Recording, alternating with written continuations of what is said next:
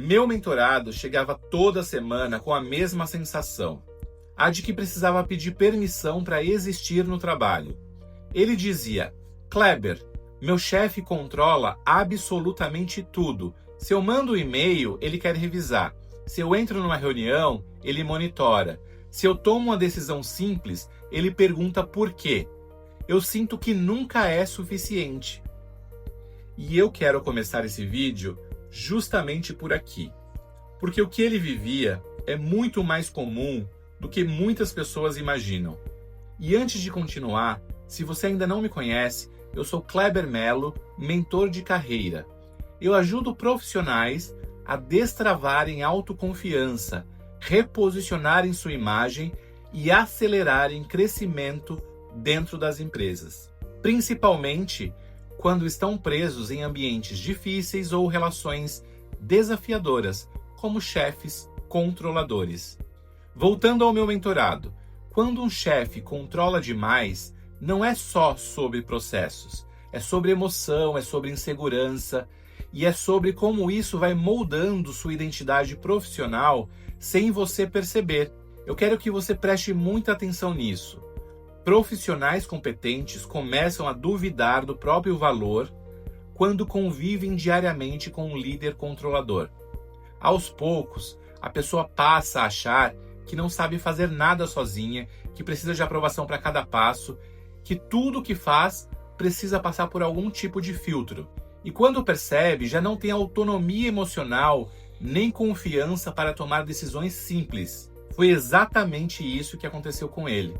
Ele me disse: eu achava que o problema era eu, que ele me controlava porque eu entregava mal.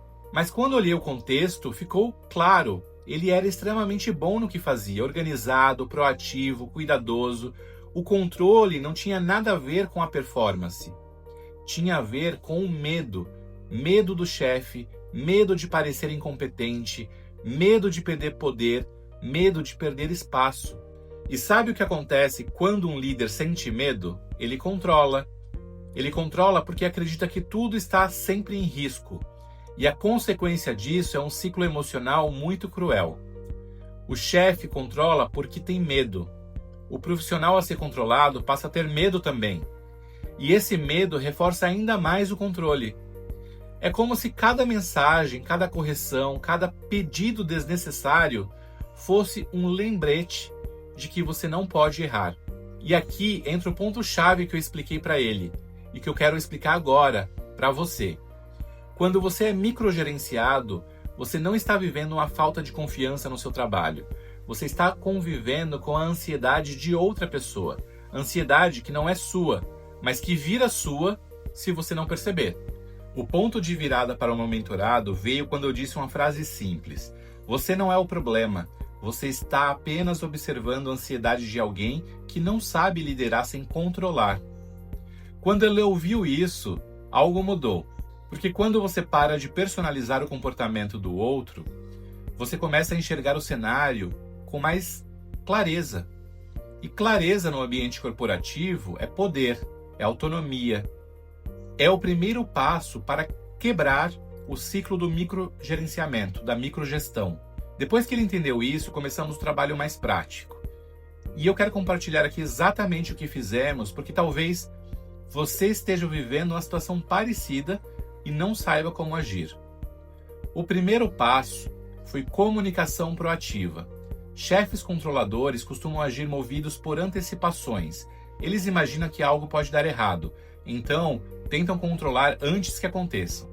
Quando você antecipa informações, você tira espaço da ansiedade deles. Parece pequeno, mas muda tudo. O segundo passo foi alinhamento de expectativas. Criamos juntos um ritual semanal, nada complexo, apenas uma conversa clara. Quais entregas você precisa que eu priorize? O que é sucesso para você essa semana? O que você precisa receber de mim para se sentir seguro com o andamento?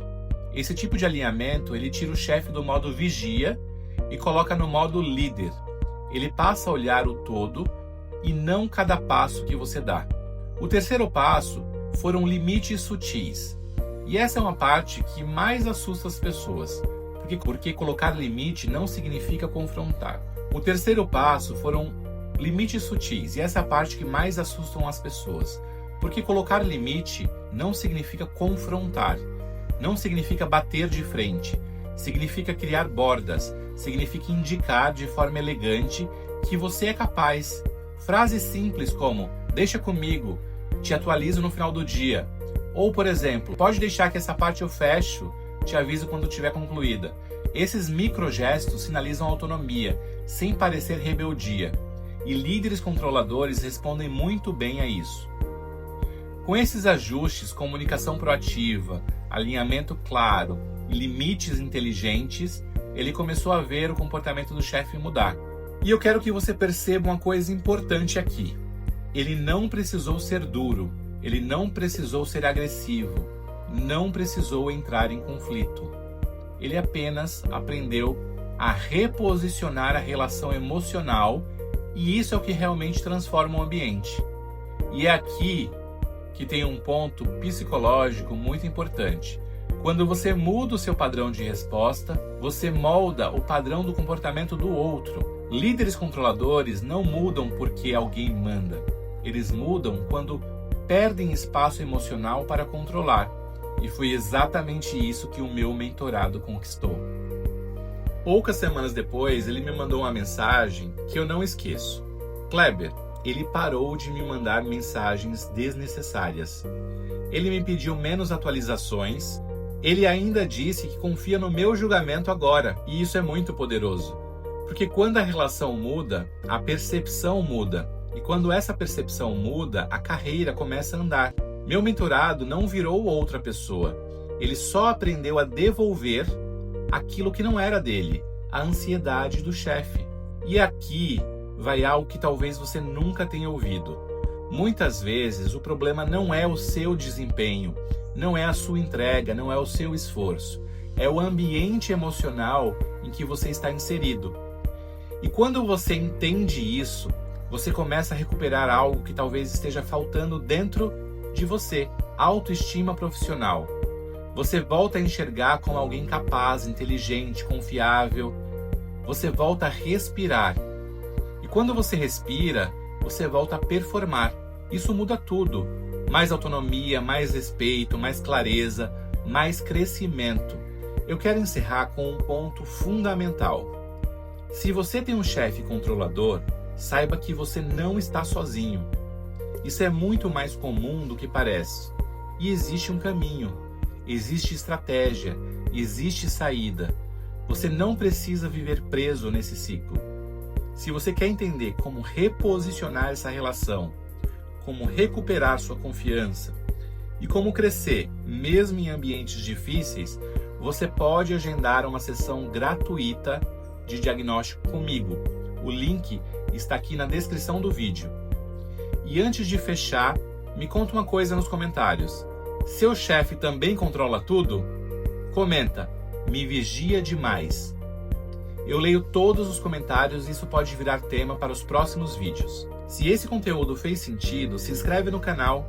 Toda semana eu trago vídeos de psicologia aplicada à carreira para te ajudar a crescer com segurança emocional, propósito e estratégia. Te vejo no próximo vídeo.